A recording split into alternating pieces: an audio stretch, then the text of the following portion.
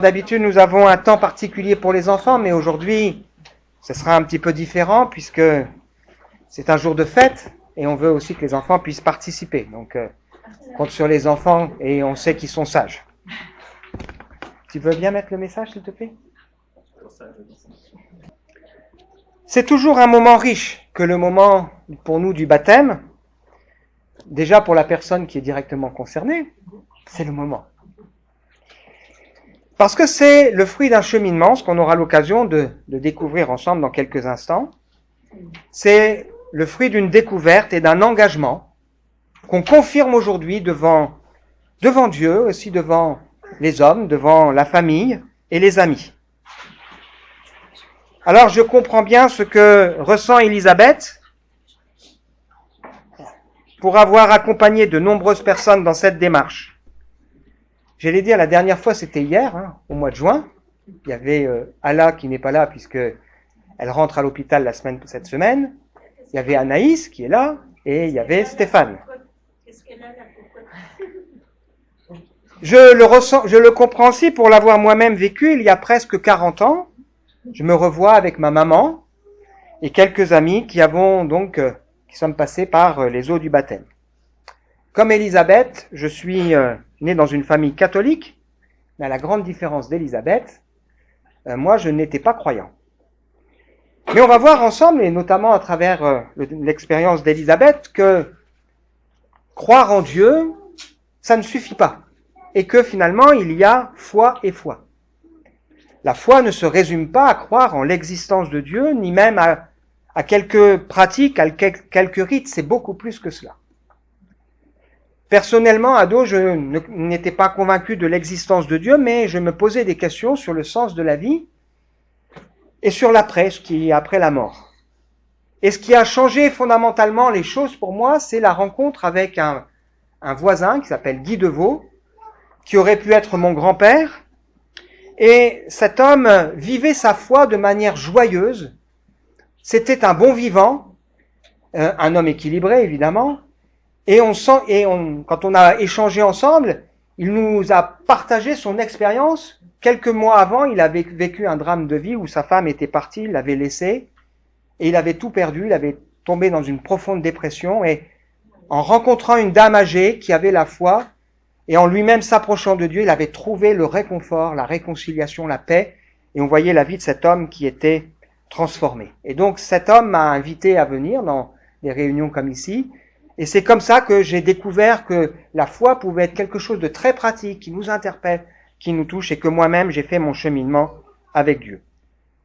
Le moment du baptême est un moment important aussi qui marque ceux qui accompagnent Élisabeth. Pourquoi est-ce qu'elle fait ça ? On va y venir. En 2021, j'ai ouvert un local au centre-ville d'Épinal qui s'appelle le Café Change. Ce local, c'est à la fois un concept, un lieu et des services. L'idée, c'est que des personnes qui n'auraient pas forcément envie d'aller dans une église, mais qui par contre se posent des questions existentielles, sur la vie, sur les souffrances, les détresses, puissent trouver un endroit, j'espère agréable, sympathique, dans lequel on peut parler de ces choses. Ce local, c'est aussi le fruit d'une conviction. La conviction que Dieu s'intéresse aux gens et que la foi en Dieu peut réellement apporter les réponses et tout changer. C'est aussi la conviction que Dieu peut m'utiliser dans sa bonté et dans sa grâce pour se faire connaître dans le cœur des hommes. Et je crois que si les gens savaient vraiment qui est Dieu, qui est Jésus, alors assurément ils se tourneraient vers lui. En disant ça, je pense à une expression que Jésus va donner à une dame. À un moment donné, il est avec ses disciples et il ne prend pas le chemin le plus court, il décide de traverser une région qui s'appelle la Samarie. Ses disciples sont d'origine juive et les Samaritains et les Juifs n'ont normalement pas de contact et de relation. Ce sont, on va dire, des cousins ennemis, qui ont une manière de pratiquer qui se ressemble mais qui en même temps s'opposent. Et ils ont du mal à être en contact les uns avec les autres. Et Jésus, volontairement, fait passer ses disciples à cet endroit, et il est midi, il s'arrange pour se retrouver seul, il envoie ses disciples en ville chercher à manger, et à ce moment-là, une dame vient, pour puiser de l'eau vers midi. Cette femme choisit ce moment particulier pour venir parce qu'elle n'a pas envie de rencontrer des gens. On découvre par la suite que cette femme, en fait, elle est souvent pointée du doigt, c'est une femme qui cherche à être heureuse, qui a essayé plusieurs fois de trouver l'amour et à chaque fois c'est un échec. Et cette femme, elle vient là pour puiser de l'eau. Et Jésus va entrer en contact avec elle. Il brise les codes. Un juif, Jésus, qui parle avec une femme, avec une samaritaine, c'est étonnant. Un homme qui parle avec une femme, c'est étonnant. Et en plus, Jésus lui demande un service. Il lui demande de puiser de l'eau pour boire. Elle s'étonne de voir ce que Jésus fait. Et Jésus profite de cette expérience pour lui dire, mais tu sais, si tu connaissais celui qui te parle, donc Jésus, c'est toi qui lui aurais demandé à boire. Et il t'aurait donné ce qui peut pleinement satisfaire ton cœur. Je crois que Jésus est celui qui peut pleinement satisfaire les besoins de notre cœur. Il va s'ensuivre une conversation avec cette femme. Cette femme va découvrir que Jésus la connaît parfaitement, que Jésus pour autant ne la rejette pas, et elle sera bouleversée. Elle ira dans le village, elle dira, venez voir, il y a là un homme, j'ai l'impression que c'est celui que tout le monde attend, et il m'a dit tout ce que j'ai fait. Et les hommes et femmes de cette ville vont venir et eux-mêmes seront touchés par la personne de Jésus en découvrant ce que Jésus a fait. Alors au Café Change, je vois régulièrement venir des personnes, il y en a plusieurs ici, qui viennent avec des mobiles très différents. Certains sont curieux, certains ont un besoin précis et parfois certains viennent pour acheter un livre. Il y a de ça 9 mois, à peu près, j'ai fait la connaissance d'Elisabeth. Un jour, elle est entrée.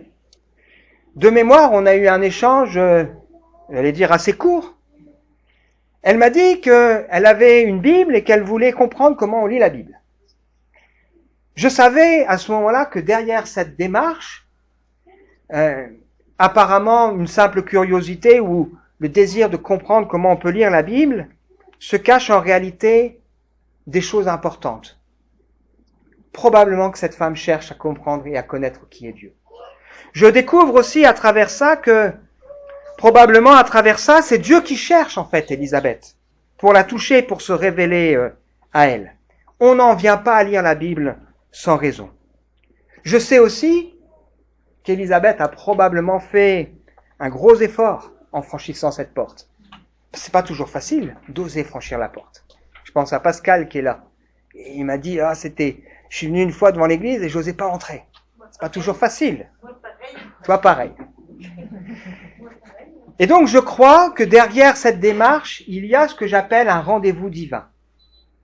Et je crois que je suis quelque part spectateur, j'aime bien ce mot, spectateur de l'œuvre que Dieu est en train de faire, qui dans sa bonté utilise de manière providentielle des hommes et des femmes pour parler à des hommes et des femmes et leur permettre de faire un cheminement et une découverte personnelle, parce que la foi est quelque chose de personnel qui nous concerne, nous, seul à seul avec Dieu.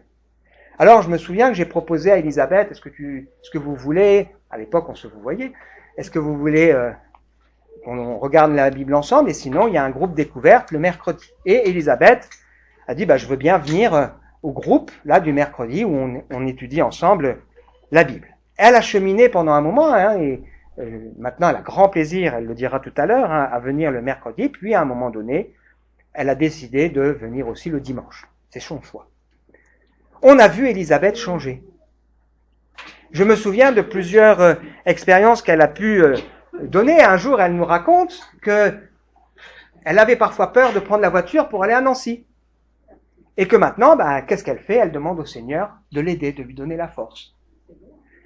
Elle nous raconte aussi que dans son travail, on voit des fruits d'un changement où son travail tourne bien, et c'est une bénédiction. Et puis des choses plus grandes encore, mais ça c'est elle qui va vous les raconter. Je ne veux pas tout dévoiler, évidemment. C'est pas la seule. Cette semaine, en préparant ensemble cette rencontre, on parlait d'une amie, et elle dit, je vois qu'elle a changé. Oui, parce que Dieu est celui qui change des choses, et évidemment, tout ça se voit parce que ça nous rend heureux de connaître Dieu. Alors, évidemment, en préparant ce message, en me disant, voilà, qu'est-ce que je pourrais partager pour expliquer en même temps le baptême. Évidemment, je prie, je demande à Dieu de me guider dans les choses. Et dans la nuit de mercredi à jeudi, des fois, j'arrive pas à dormir, je prie. Et là, j'ai un texte qui me vient dans l'esprit, dans le cœur. Et après, quand je regarde ce texte, que je l'étudie, je me dis, waouh, c'est ça qu'il faut que je partage aujourd'hui pour le baptême d'Élisabeth. On va voir ensemble à travers ce texte ce qu'est le baptême, mais on va voir aussi à travers ce texte que finalement, la Bible ne fait pas que parler de Dieu, elle parle aussi de nous. Et tu verras, Élisabeth, il y a dans l'histoire qui paraît assez loin a priori, beaucoup de points communs avec l'histoire d'Élisabeth. Parce qu'il faut savoir, la Bible ne parle pas seulement de Dieu, elle nous parle aussi de nous. Alors on va voir ensemble l'histoire de Philippe qui rencontre un Éthiopien, un ministre d'une reine qui s'appelle une reine, on appelle ça Candace, c'est comme si on disait pharaon ou on dirait un grand roi. Et on va voir ensemble que dans cette histoire, il y a beaucoup de points communs avec l'histoire d'Élisabeth. Alors, on va mettre le titre. Tu veux bien cliquer une fois, s'il te plaît, Théophile ? Voilà. Le titre, c'est « Trouver enfin la foi joyeuse qui sauve ». On va regarder ensemble le contexte de l'histoire. Ce texte se trouve dans ce qu'on appelle le livre des Actes des Apôtres. C'est le récit de comment se sont comportés ou se sont vécus les premiers disciples de Jésus une fois que Jésus est monté au ciel. Et donc le contexte de cette histoire, il est double. Saul avait donné son approbation à l'exécution d'Étienne. Premier martyr chrétien, Étienne. À partir de ce jour-là, une violente persécution se déchaîna contre l'église de Jérusalem. Tous les croyants se dispersèrent à travers la Judée, la Samarie, à l'exception des apôtres. Quelques hommes pieux enterrèrent Étienne et le pleurèrent beaucoup.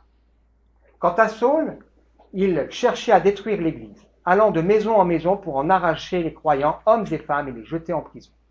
Les croyants qui s'étaient dispersés parcouraient le pays en proclamant le message de la bonne nouvelle. Philippe se rendit dans la capitale de la Samarie, il prêcha le Christ à la population. Elle se montra tout entière très attentive à ses paroles en l'entendant, et en voyant les signes miraculeux qu'il accomplissait, toute la ville était dans une grande joie. Le contexte, il est double. C'est un contexte de persécution. Une persécution violente, puisque Étienne va être mis à mort, lapidé à coups de pierre à cause de sa foi. Et puis qu'on a ici un homme qui s'appelle Saul, qui est rempli de colère et de haine, intolérant, c'est un religieux, qui s'oppose à ceux qui sont devenus chrétiens, et qui donc rentre dans les maisons, les arrache, les jette en prison, une violence extrême. Savez-vous que ce phénomène, malheureusement, existe encore aujourd'hui? Cette semaine est sorti ce qu'on appelle l'indice mondial de la persécution des chrétiens. Cet indice est réalisé par une ONG qui s'appelle Portes Ouvertes et qui recense les pays dans lesquels il y a le plus de persécution des chrétiens, de toute confession. Et il ressort de ça qu'il y a 380 millions de chrétiens qui sont concernés par la persécution, ce qui est 1 chrétien sur 7. Et depuis 12 ans, il y a une augmentation de la persécution chez les chrétiens. Malgré ça, l'Église grandit. En 2024, il y a eu 4500 tués, pour donner un chiffre rond, à cause de leur foi. Il y a eu 7700 bâtiments qui ont été abîmés ou détruits, église. Et il y a eu 4800 personnes qui sont mises en prison à cause de leur foi. Et donc il y a 13 pays dans lesquels la persécution est extrême. En tête de liste, c'est la Corée du Nord, le Yémen et la Somalie. Donc on est là dans un contexte de persécution, et là il y a des choses paradoxales qui se passent. D'ailleurs, c'est intéressant parce que Étienne, le premier martyr chrétien, il a été mis à mort parce que il a annoncé que il a repris l'histoire et il a annoncé que celui que Dieu a promis d'envoyer, Jésus, est arrivé. Et les religieux de l'époque se sont opposés à ce que Étienne est en train de partager. Pourquoi? Parce que la foi réelle et la religion, ça fait rarement bon ménage. Et ici, on n'est pas en train de parler de religion, on parle de foi. La foi et la religion font rarement bon ménage. Et donc Étienne, qui est un homme réputé pour sa douceur, sa bienveillance, il va être mis à mort, et la Bible nous dit que quand il partageait ce qu'il croyait, les gens étaient surpris parce que son visage leur apparaissait comme celui d'un ange. Il rayonnait de paix et de douceur. Et donc dans ce contexte de persécution, la foi grandit et on voit que ceux qui croient, ils sont remplis de joie. Et donc on a Philippe qui arrive dans une région de Samarie, là où Jésus est allé rencontrer cette femme, où il y a déjà eu un prémisse de réveil. Et là, quand il partage l'espérance de la foi, il y a plein de gens qui se tournent vers Dieu et qui respirent la joie de découvrir une foi qui sauve. Alors là, Dieu va faire des choses étonnantes. On a un homme là qui vit une période de réveil, et Dieu va dire à cet homme, j'ai besoin de toi ailleurs. Et il va prendre Philippe pour l'envoyer sur un chemin désert pour rencontrer une personne, un ministre des Finances de la reine d'Éthiopie. Et donc on lit ensemble. Un ange du Seigneur s'adressa à Philippe et lui dit, « Lève-toi, pars en direction du sud, prends la route qui descend de Jérusalem à Gaza, celle qui est déserte. » Il se leva immédiatement et se mit en route. Voici qu'il rencontra un haut dignitaire éthiopien, administrateur des biens de Candace, reine d'Éthiopie. Cet homme était venu à Jérusalem pour adorer Dieu. Il était sur le chemin du retour et assis dans son char, il lisait à haute voix un passage du prophète Ésaïe. L'Esprit dit à Philippe, avance jusqu'à ce char, marche à côté de lui. Philippe courut et entendit l'Éthiopien lire dans le prophète Ésaïe, alors il lui demanda, comprends-tu ce que tu lis ? Comment le pourrais-je, répondit-il, si je n'ai personne pour me l'expliquer ? Et il invita Philippe à monter et à s'asseoir à côté de lui. On va voir ensemble qu'il y a 5 facteurs qui vont amener ce ministre des Finances à décider de se faire baptiser par immersion dans une rivière. Et ces 5 facteurs ressemblent beaucoup à ce qu'a vécu Élisabeth. Tu nous diras si je me trompe. Le premier, c'est la providence divine. Dieu est derrière tout ça. Il met à cœur de cet homme Philippe qui est en plein réveil, de lui dire, tu vas aller là sur un chemin désert, j'ai besoin de toi, tu vas rencontrer quelqu'un. Et donc Philippe, qui est un homme de foi, a appris qu'il doit écouter Dieu et faire ce que Dieu lui demande. Et donc on a dans cette histoire quelque chose qui mélange le surnaturel et le naturel. Une rencontre, c'est naturel. Rien d'étonnant. Mais derrière, il y a la patte de Dieu, la main de Dieu, qui agit. Parce que Dieu cherche et veut se révéler à ce ministre éthiopien. Dieu l'aime et le cherche. Et on voit ici que cet homme qui est instruit, il a besoin de découvrir quelque chose supplémentaire. Donc le premier ingrédient, c'est Dieu. Le deuxième ingrédient, c'est Philippe. Philippe, c'est un homme que Dieu va pouvoir utiliser pour parler aux hommes. On a vu dans le texte ici que un ange du Seigneur lui a mis cette conviction, lui a parlé. On pourrait se dire, mais pourquoi Dieu n'a pas envoyé un ange directement pour parler à l'Éthiopien ? Ça aurait été plus simple. Parce que Dieu a voulu que ce soit des hommes qui parlent à des hommes et qui parlent aussi par expérience, qui peuvent raconter comment Dieu a changé leur cœur et changé leur vie. Et ils peuvent ainsi faire découvrir à ces personnes le message de l'Évangile. Dieu utilise des hommes pour parler aux hommes. Et la Bible d'ailleurs nous dit que l'un sème, l'autre arrose, mais de toute façon, c'est Dieu qui fait croître. Et nous ne sommes que des ouvriers, collaborateurs de Dieu. Ça veut dire que moi, au Café Change, je crois que je suis un peu comme un Philippe. Je suis là comme une personne que Dieu peut utiliser, selon sa volonté, pour parler à des hommes et à des femmes qui vont venir au Café Change. Troisième élément, c'est cet homme lui-même, cet Éthiopien. Donc il se trouve en Éthiopie, c'est l'ancienne Nubie, un grand royaume à l'époque, qui se trouve au sud de l'Égypte. Et cet homme, il a fait 300 kilomètres pour venir jusqu'à Jérusalem. Et il n'a pas les moyens de transport qu'on a nous aujourd'hui. Donc il a fait des efforts, il s'est donné les moyens de venir à Jérusalem. Pourquoi ? Parce que cet homme cherche Dieu. Et il vient à Jérusalem, la Bible nous dit qu'il vient à Jérusalem pour adorer, et il repart de Jérusalem probablement un peu déçu. Et il a emporté un passage de l'Ancien Testament qui est sous forme de rouleau. C'était quelque chose qui avait une grande valeur parce que c'était écrit à la main. Et donc un rouleau qui parle d'un texte qu'on trouve dans le livre d'Ésaïe, écrit 750 ans avant la venue de Jésus. Cet homme est un homme qui croit en Dieu, est un homme qui cherche Dieu, est un homme qui finalement, malgré son pouvoir, son prestige, ressent dans la vie une soif et un vide. Il se dit, c'est à Jérusalem que je vais probablement pouvoir découvrir Dieu, et il a probablement vécu quelque chose d'assez difficile parce que il n'avait pas le droit de rentrer dans le temple, puisqu'il n'est pas juif. Et puis en plus, il est probable que cet homme ait un handicap, et donc ça a compliqué les choses pour qu'il puisse rentrer au temple. Mais il cherche Dieu. Je crois qu'Élisabeth, quand elle est venue, elle était dans cette démarche.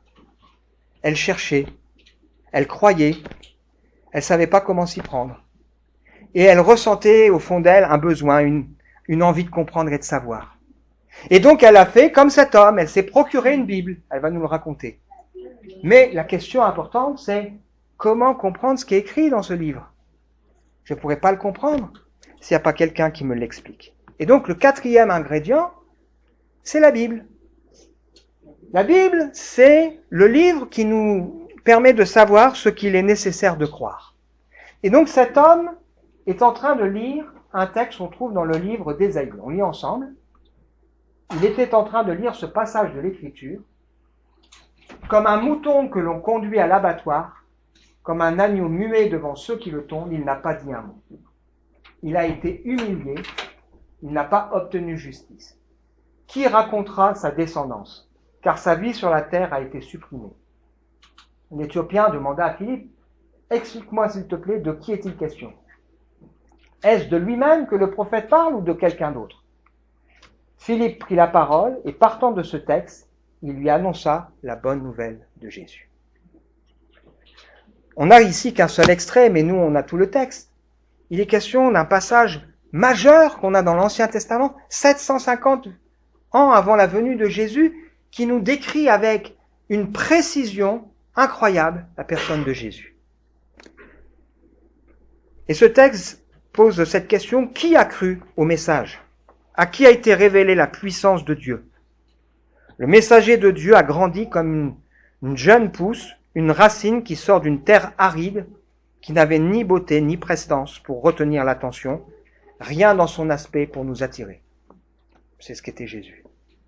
Il est né dans un petit village, au milieu d'une époque et d'une civilisation où les hommes étaient durs, fermés aux choses de Dieu finalement, malgré des pratiques religieuses, et il a été rejeté.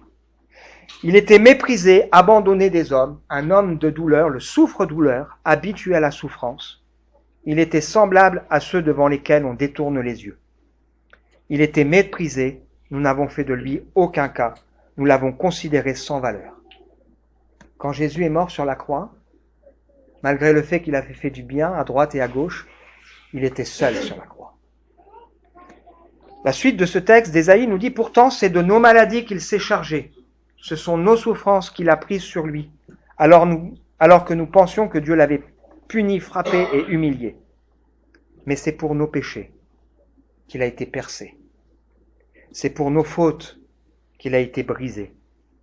Le châtiment qui nous donne la paix est retombé sur lui. Et c'est par ses meurtrissures que nous sommes guéris.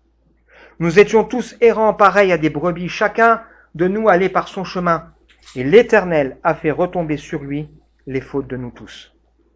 On l'a frappé, il s'est humilié, il n'a pas dit un mot. Semblable à un agneau muet à l'abattoir, comme une brebis muette devant ceux qui la tondent. Il a été arraché à la vie par la contrainte suite à un jugement. Parmi sa génération, qui s'est soucié de son sort lorsqu'on l'a retranché du pays des vivants, frappé à cause des péchés du peuple? Il a plu à Dieu de le briser par la souffrance. Bien que toi, Dieu, tu aies livré sa vie en sacrifice de réparation, il verra une descendance, il verra la lumière et il sera comblé. Beaucoup de gens le connaîtront. Mon serviteur juste se chargera de leurs fautes. Il ne suffit pas de désirer le salut. Il nous faut aussi comprendre comment on peut être sauvé. Et souvent des personnes qui viennent au café-change avec qui je discute, malgré peut-être une certaine connaissance, ou en tout cas une éducation, ne savent même pas pourquoi Jésus est mort. À quoi ressemble la croix? Pourquoi il y a eu la croix? Jésus est mort sur la croix parce que c'est le seul moyen que nous puissions être sauvés. C'est le moyen que Dieu a choisi. La croix pourrait paraître quelque chose d'injuste, Dieu qui fait tomber sur Jésus le châtiment qui aurait dû tomber sur nous et Jésus qui accepte cela. Ça pourrait paraître injuste si ce n'était pas ce que Dieu a voulu, ce que Jésus a voulu, et Jésus est le Père et le Fils parfaitement unis et d'accord pour vivre ça. La croix pourrait paraître quelque chose d'injuste, de choquant, si elle n'était pas suivie de la résurrection. Mais Jésus n'est pas seulement mort pour nous, il n'a pas seulement pris sur lui les conséquences du mal que nous avons dans le cœur, il est aussi glorieusement ressuscité pour pouvoir nous donner encore aujourd'hui la vie. Et donc, Philippe va profiter de ce que cet homme, comme par hasard, est en train de lire un texte qui décrit l'histoire de Jésus pour lui parler de la personne de Jésus, celui qui est au centre de toute la Bible. Pour lui expliquer pourquoi Jésus est venu, pour lui expliquer pourquoi Jésus est mort sur la croix, pour lui expliquer que Jésus est ressuscité, que Jésus est vivant et qu'il sauve encore aujourd'hui parfaitement ceux qui s'approchent de Dieu par lui. Que Jésus, c'est le seul nom donné parmi les hommes, par le moyen duquel nous pouvons être sauvés. Et cet homme, comment il réagit? En continuant leur route, ils arrivèrent près d'un point d'eau. Alors le dignitaire s'écria, « Ben voilà de l'eau! Qu'est-ce qui empêche que je sois baptisé? Si tu crois de tout ton cœur, tu peux être baptisé. » Lui répondit le dignitaire, « Je crois que Jésus est le Christ, le Fils de Dieu. » Aussitôt il donna l'ordre d'arrêter le char. Philippe et le dignitaire descendirent tous deux dans l'eau. Philippe le baptisa. Quand ils sortirent de l'eau, l'Esprit du Seigneur enleva Philippe. Le dignitaire ne le vit plus. Celui-ci poursuivit sa route, le cœur rempli de joie.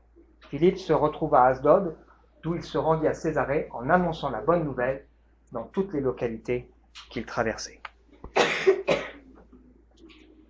Derrière cette histoire, il y a la providence de Dieu qui cherche.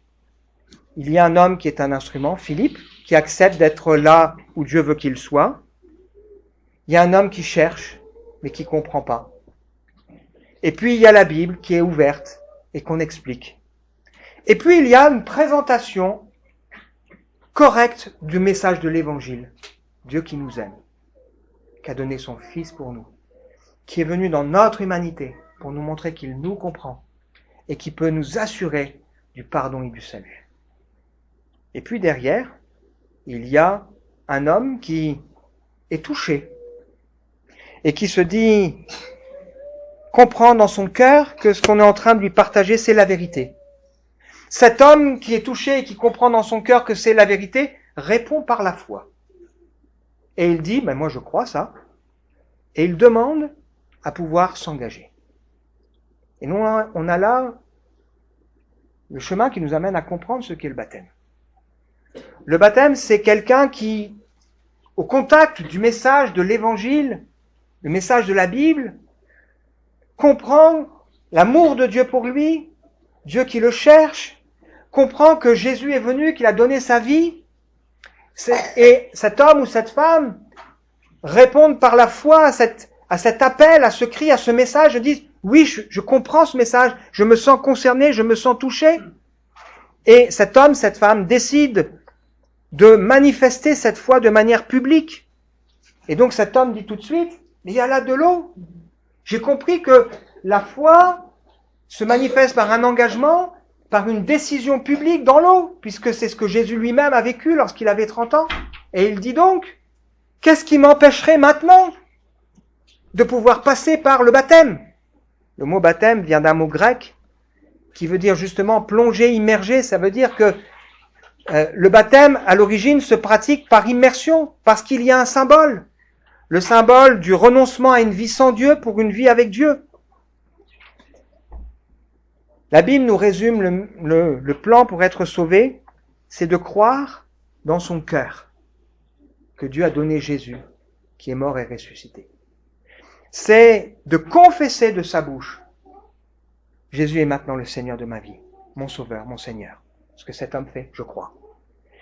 Et puis, c'est aussi de faire cette prière, de demander bien sûr à être sauvé. Et la Bible nous dit que quiconque invoquera le nom du Seigneur sera sauvé. Cet homme, il a cru, il a confessé publiquement devant tous ceux qui étaient là autour de lui, maintenant je donne ma vie à Jésus, je m'engage à le suivre. Et il a concrétisé ça de manière pratique en passant par les eaux du baptême, qui sont un symbole du renoncement à une vie sans Dieu pour poursuivre avec une vie dans laquelle Dieu, Jésus, est le Sauveur et le Seigneur de nos vies. Et on voit ça par un changement dans le cœur de cet homme. Il est rempli de joie. Je dis souvent, la foi, elle se reconnaît à ses fruits, comme un arbre. Et la Bible nous dit que le fruit de quelqu'un qui a la foi, c'est l'amour, la joie, la paix, la patience, la douceur, la bienveillance, la maîtrise de soi. Ça veut dire que quelqu'un qui a la foi véritable, il doit, dans sa vie, manifester de l'amour, de la joie, de la paix, de la douceur, de la bienveillance. Même si ces choses sont en devenir et doivent progresser, il doit y avoir ce fruit et ce signe. Et donc j'ai envie de terminer en me posant cette question. Et toi, as-tu trouvé la foi joyeuse qui sauve? 5 facteurs pour une réponse de cœur, finalement logique.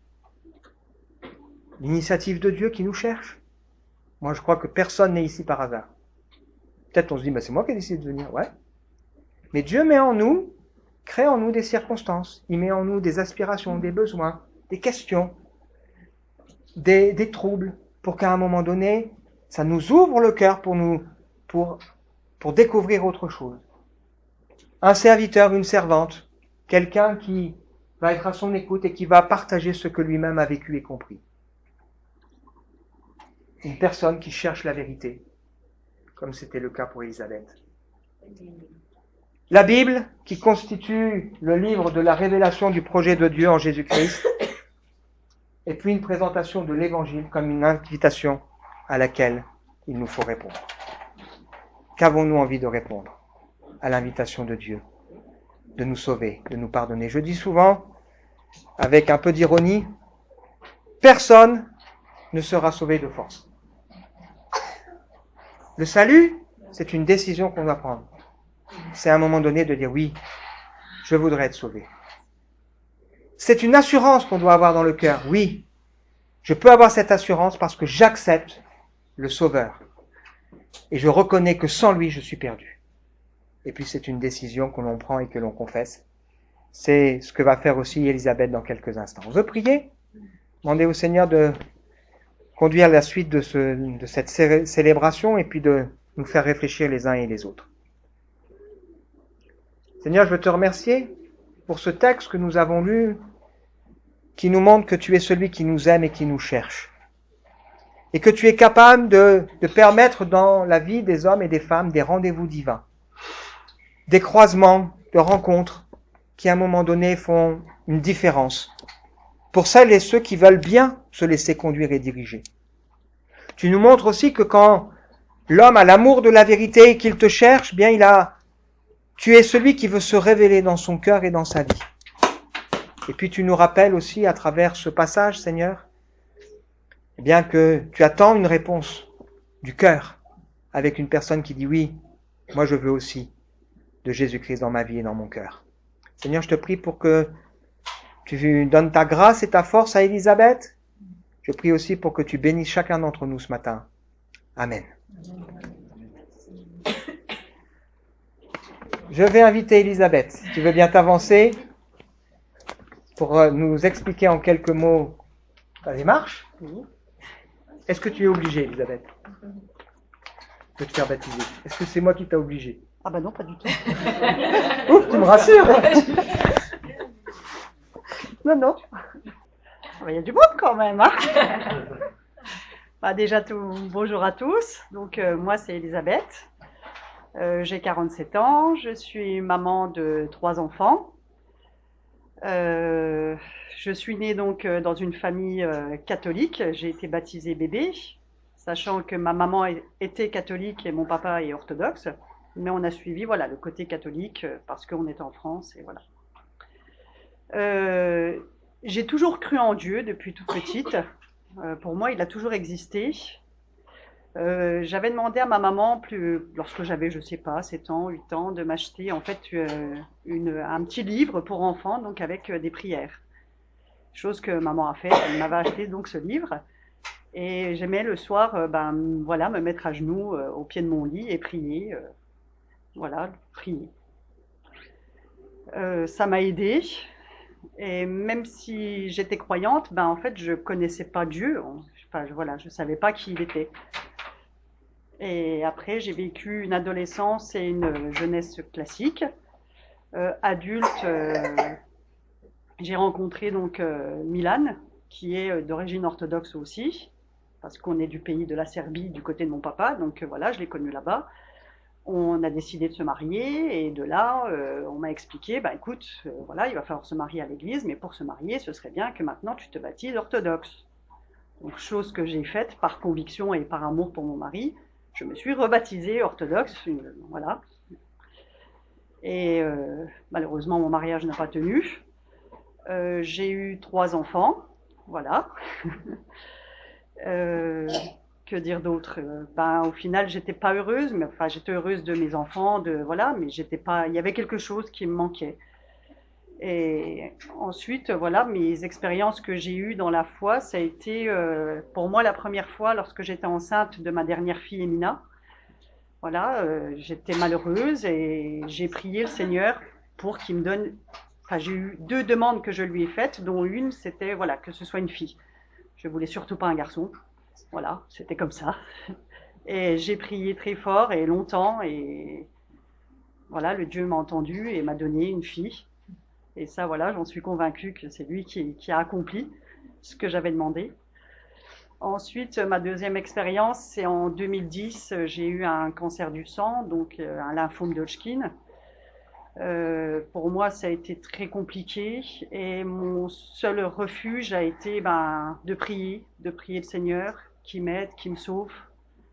À chaque fois que j'allais à Brabois, j'ai eu 9 mois de traitement intensif et à chaque fois que j'allais à Brabois, il y a une chapelle qui est là-bas et donc je me recueillais toujours pour prier. J'avais besoin de prier à chaque fois et pour moi, il n'y avait que lui qui pouvait me sauver parce qu'à l'hôpital, quand je leur ai demandé, vous allez me sauver, leur réponse a été, chose qui est normale pour eux, on va essayer, madame.